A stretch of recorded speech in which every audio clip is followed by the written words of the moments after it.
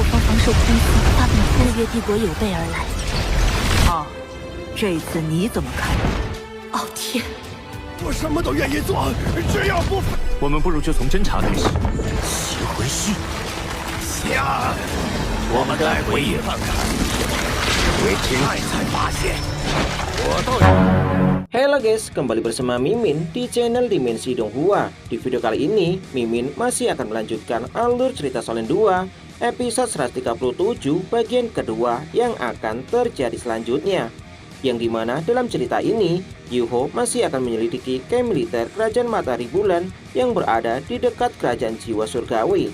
Meski keberadaannya diketahui oleh dua master jiwa jahat di Teldoluo, namun dengan bantuan Tetua Song, Yuho menghadapi dua master jiwa jahat tersebut, sehingga terjadilah pertempuran yang sangat luar biasa. Bagaimana cerita selanjutnya? Ini dia, let's check it out.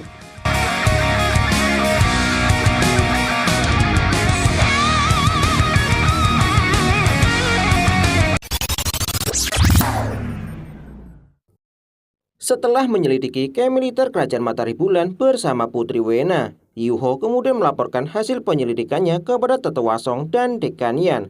Yuho mengatakan jika dia telah menemukan serangan ala jiwa ofensif yang terhubung, namun dia berhasil menghindarinya dan kembali dengan selamat.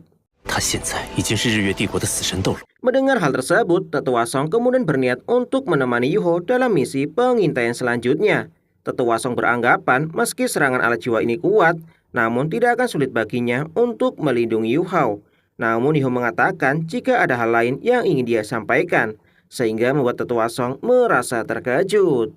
Yuho kemudian memberitahu Tetua Song jika dia ingin melihat seberapa jauh jangkauan alat jiwa ini, yang dimana jika ingin memenangkan pertempuran, maka mereka harus mampu memahami kemampuan sepenuhnya dari pihak musuh.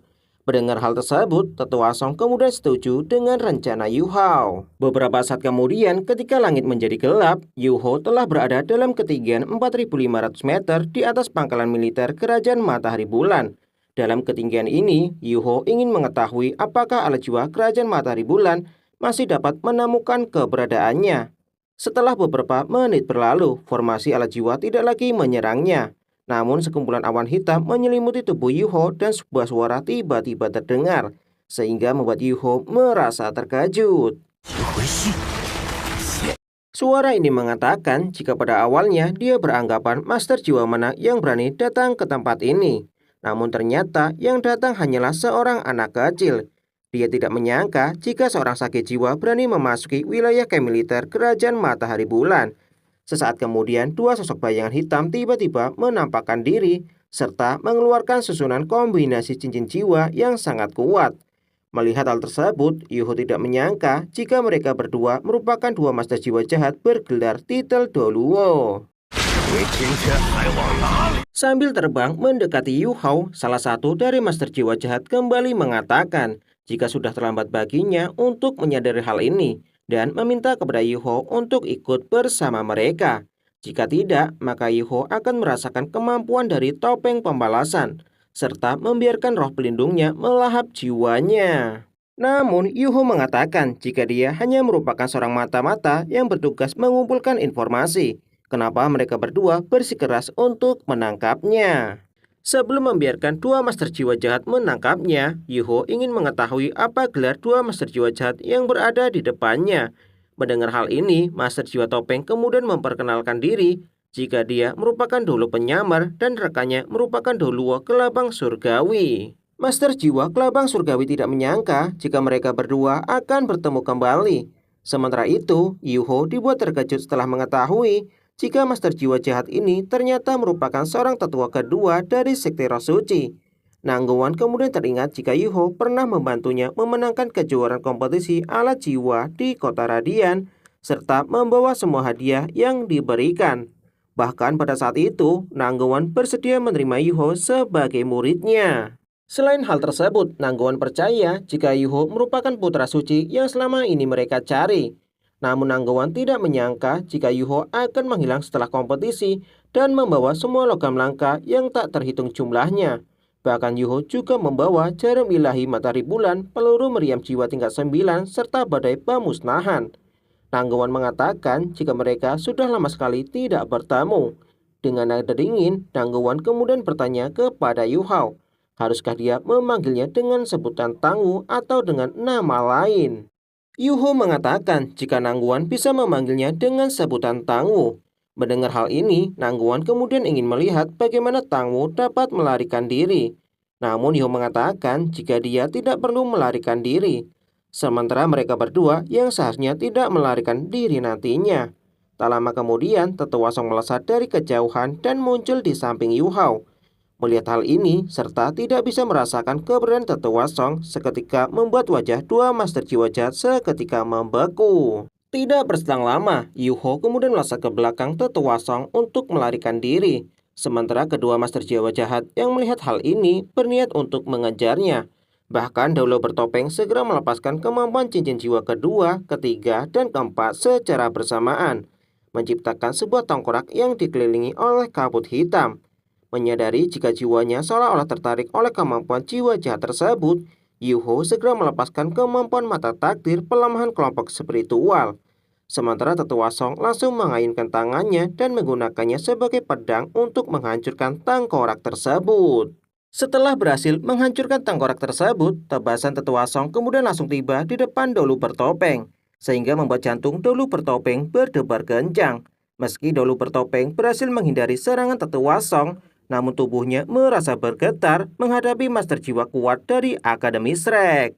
Tak lama kemudian, terdapat seekor kelabang hijau raksasa yang membentang di atas langit serta menyemburkan kabut racun hijau ke arah Tetua Song. Melihat hal tersebut, Tetua Song segera menggunakan kekuatan jiwanya untuk memblokir racun tersebut.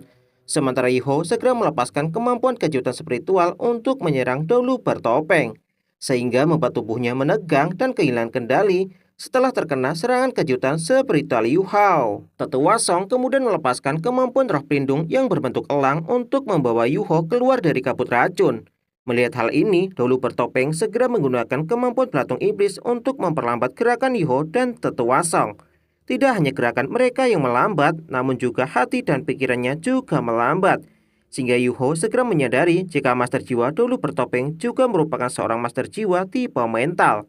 Tak lama kemudian, Nangguan segera menggunakan tubuh jiwa roh pelindung kelabang raksasa untuk menyerang Yu Hao dan Tetua Song.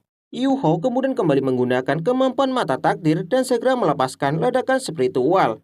Setelah pembatasan berakhir, sebuah teriakan elang raksasa kemudian terdengar di atas langit, di mana pada saat ini Tetua Song telah menggunakan kemampuan wujud roh pelindung dan berubah menjadi elang hijau raksasa. Elang hijau raksasa kemudian menyembur ke arah belatung yang tak terhitung jumlahnya. Kemanapun elang ini terbang melintasi udara.